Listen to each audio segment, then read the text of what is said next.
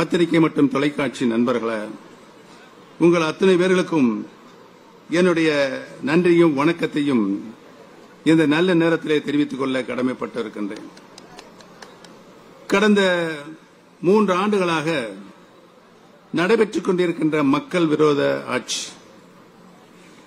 அந்த ஆட்சியை அகற்றுவதற்கு, துடைத்து எறிவதற்கு இன்றைக்கு விக்கிரவாண்டி சட்டமன்ற தொகுதியினுடைய இடைத்தேர்தல் நமக்கு ஒரு நல்ல வாய்ப்பாக அமைந்திருக்கிறது என்பதனை நான் இங்கு சுட்டிக்காட்ட கடமைப்பட்டிருக்கிறேன். அனைத்து நிலைகளிலும் தோல்வியடைந்த ஆட்சி.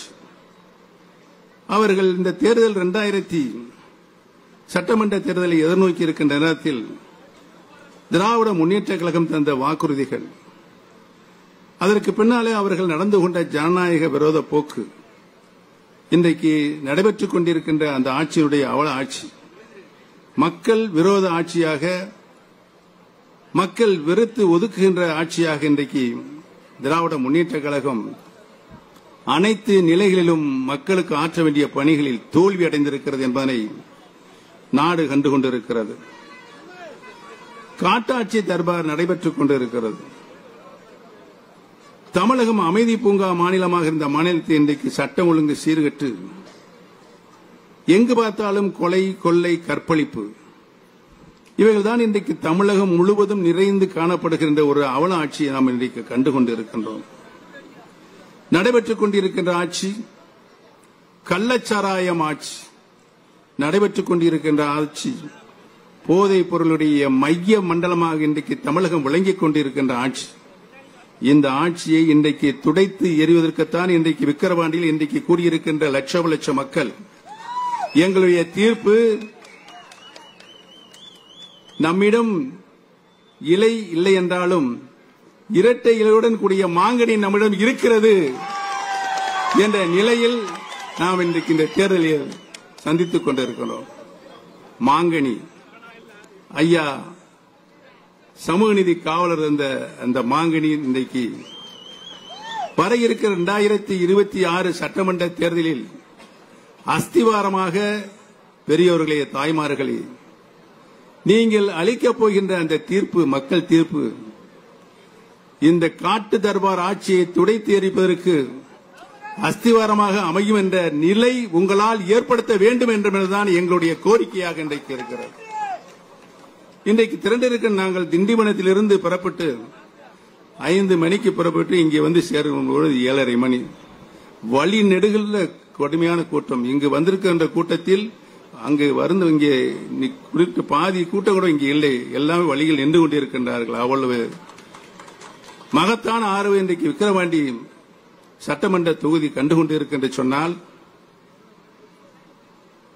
மாண்புமிகு அம்மாவுடைய நல்லாட்சியில் சமூக பாதுகாப்பு திட்டங்கள் மாண்புமிகு அம்மா அவர்கள் முன்னிலை கொடுத்து கிட்டத்தட்ட தமிழகத்தினுடைய சொந்த வருவாயில் 52% நிதியை அம்மா அவர்கள் ஏழை எளிய மக்கள், வாழ்க்கையில் அடித்தட்டு மக்கள் பயன்பெற வேண்டும் என்று சமூக நீதி பாதுகாப்பு திட்டங்களை தங்களுடைய நல்லாட்சியில் நிறைவேற்றினார் என்பது உங்களுக்கெல்லாம் நன்றாக தெரியும். அவைகளெல்லாம் இன்றைக்கு நிறுத்தப்பட்டிருக்கிறது.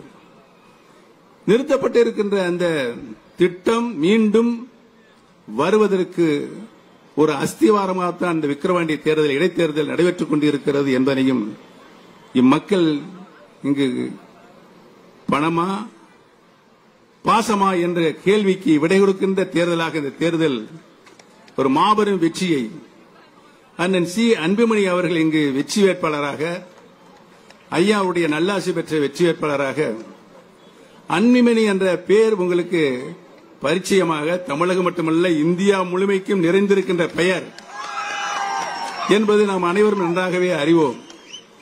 எனக்கு முன்னாலே பேசியவர்கள் சொன்னார்கள், இந்த 108 ஆம்புலன்ஸ், அந்த 108 ஆம்புலன்ஸை இன்றைக்கு 140 கோடி மக்கள் தன்னுயிர் காப்பதற்கு அந்த 108 ஆம்புலன்ஸ் பயன்பட்டுக் கொண்டிருக்கு என்பதற்கு நம்முடைய ஐயா அன்புமணி ராமதாசானார் மூல காரணமாக இருந்தார்கள் என்பதையும், பொது வாழ்க்கையில் இருப்பவர்கள் சிகரெட் அண்ட் போதைப் பொருளை பொது இடங்களில் அருந்தக்கூடாது, குடிக்கக்கூடாது என்ற ஒரு சட்டத்தை கொண்டு வந்து மக்கள் நல்வழி காட்டுவதற்கு ஒரு ஆரம்பமாக அவர் காட்டிய வழி இன்றைக்கும் இந்திய திருநாடே அவருக்கு நன்றி சொல்லிக் கொண்டிருக்கிறது என்பதை நான் இங்கு சுட்டிக்காட்ட கடமைப்பட்டிருக்கின்றேன்.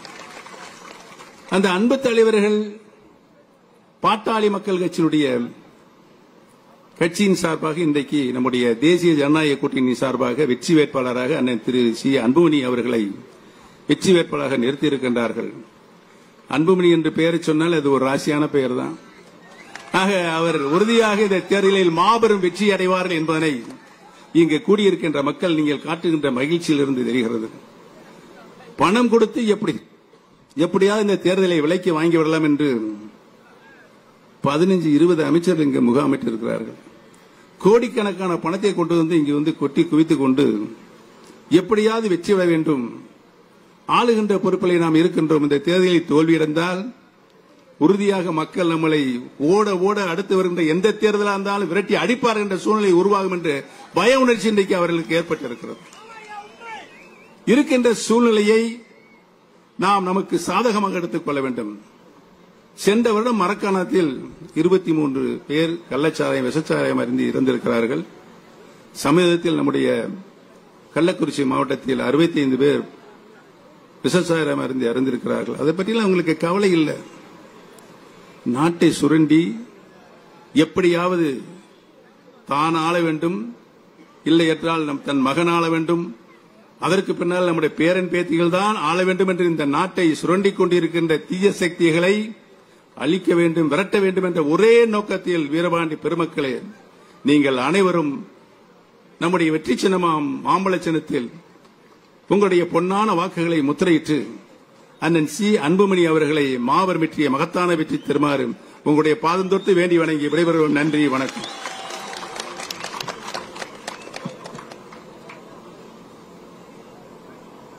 அண்ணன் ஓபிஎஸ் அவர்களுக்கு நன்றி தெரிவித்துக் கொண்டு அடுத்து பாரதிய ஜனதா கட்சியினுடைய மாநில தலைவர், தமிழகத்தினுடைய இளம் தலைவராக சிறப்பாக பணியாற்ற